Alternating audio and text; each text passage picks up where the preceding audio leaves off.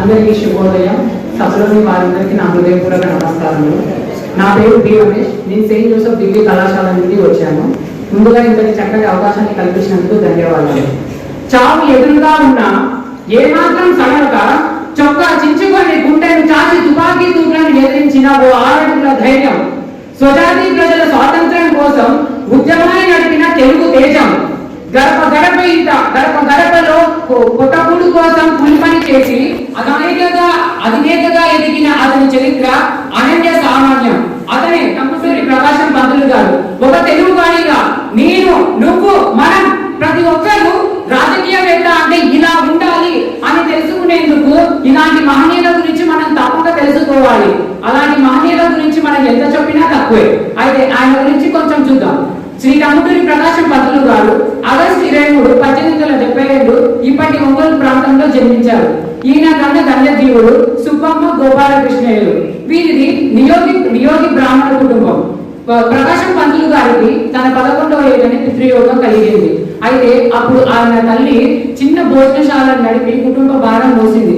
చిన్నప్పుడు కంపూరి ప్రకాశం పంతులు గారు నాటకాల్లో ఎంతో చక్కగా అభినయించారు. దాని నుంచి మనం ఎన్నో నేర్చుకోవచ్చు. అంటే మనం కూడా వివిధ రంగాల్లో మనం అలవడాలని అర్థం. అది ఆయన నుంచి మనం నేర్చుకోవాలి. ఇంకా ఆయన గురువు హనుమంతరావు గారు ఆయనకి చదువులో ఎంతో సహాయం చేశారు.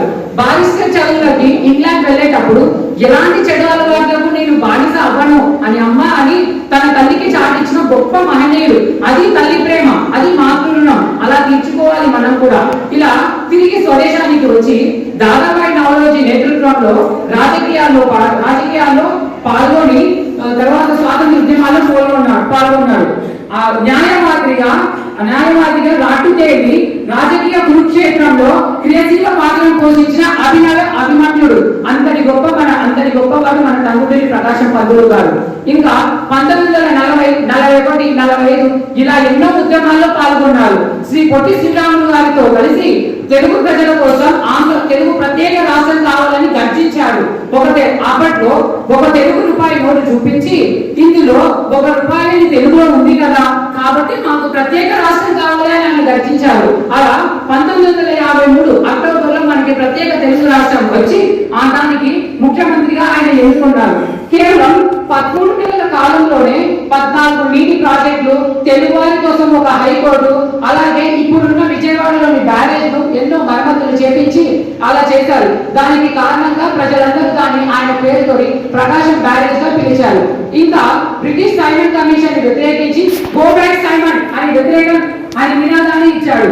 అప్పట్లో ఆ బ్రిటిష్ సైమన్ కమిషన్ వాళ్ళు కాల్పులు జరిపితే ఒక యువకుడికి గాయాలై మరణించాడు. ప్రజలందరూ ఆ యువకుడి శవాన్ని తీసుకోవడానికి ముందుకెళ్తే వాళ్ళందరూ పోలీసుల కాల్పుకు భయపడ్డారు. కానీ అప్పుడు ఆంధ్రకేసరి మన కంపూరి ప్రకాశం పంతులు గారు పోలీసులను సమీపించి తన చొక్కా బొత్తాలను తీసి ముందు గుండుతో నన్ను కాల్చండి రా అని పోలీసులకే ప్రతి సవాలు విసిరాడు. అది చూసిన ప్రజలు అప్పటి నుంచి ఆయనని ఆంధ్రకేసరి అని గౌరవంగా గుర్తించారు. ఇలా మనం చూస్తే ఆయన జీవితంలో ప్రతి ఒక్క ఘటన మనకి ఆదర్శనీయం. ఎన్నో నేర్చుకోవచ్చు. చిన్నప్పుడు తన 4వ తరగతి ఫీజు కట్టడానికి 50 కిలోమీటర్లు నడిచి తన బావగారింటికి వెళ్తే డబ్బు లేదని చెప్పి మళ్ళీ 50 కిలోమీటర్లు తిరిగి నడిచి వచ్చి తన తల్లి దగ్గర ఉన్న ఒకే ఒక పట్టు చీరతో ₹3 అమ్మి తన ఫీజు కట్టాడు. అలా చిన్నప్పటి నుంచి ఎంతో కష్టపడి బారిస్టర్ చదివి కొన్ని లక్షలు సంపాదించాడు. అయితే వాటన్నిటిని స్వరాజ్య పత్రిక స్థాపనకై తృణప్రాయంగా వదిలేశాడు. అంతటి వైరాగ్యమూర్తి. ఇలా ఎన్నెన్నో. ఆ తర్వాత ఇంత గొప్ప మూర్తి తను ఆంధ్రప్రదేశ్ రాష్ట్ర ముఖ్యమంత్రి అయ్యాక షాల్వా కప్పుకునేవాడు. ఆ షాల్వా ఎందుకు కప్పుకున్నాడో తెలుసా? గౌరవం కోసం కాదు. తన దగ్గర కేవలం చినిగిన చొక్కాలు ఉన్నాయి.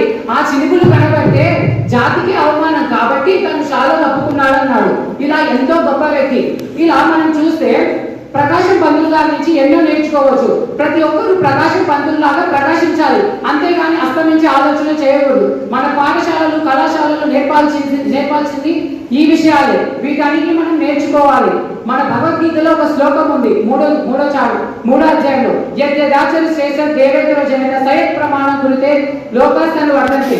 అంటే మహాత్ముల జీవితాలు మనం తెలుసుకుంటేనే వాళ్ళలోని అంశాలు మనం నేర్చుకోవచ్చు. కాబట్టి ప్రతి ఒక్కరు ఇలాంటి సముద్ర ప్రకాశం పంతుల్లాల్ గారి జీవితం నుంచి మనం ఎన్నో నేర్చుకోవాలి.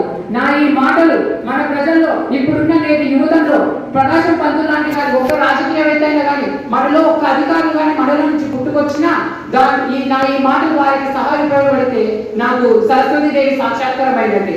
అందరికీ ధన్యవాదాలు.